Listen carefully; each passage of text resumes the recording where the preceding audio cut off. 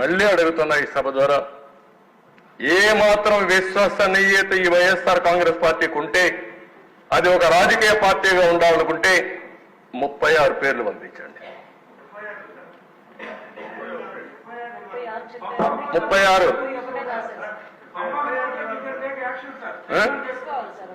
ఈ హౌసే పెడదాం.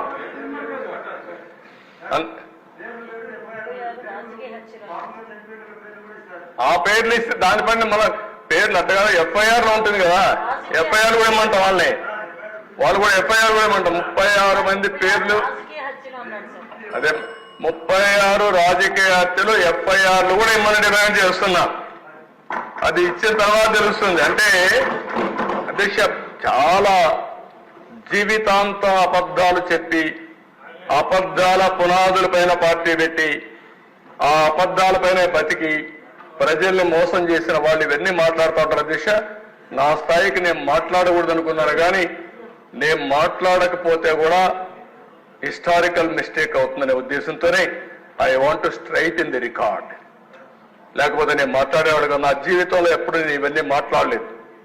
ఆ రోజు ఉండే నాయకులు హుందాతనంగా బిహేవ్ చేశారు. ఇక్కడ హుందానే లేదు, పద్ధతి లేని వాళ్ళు వచ్చారు. అలాంటి వాళ్ళు వచ్చినప్పుడు ప్రజాస్వామ్యానికే కాదు సమాజానికే చాలా ప్రమాదం.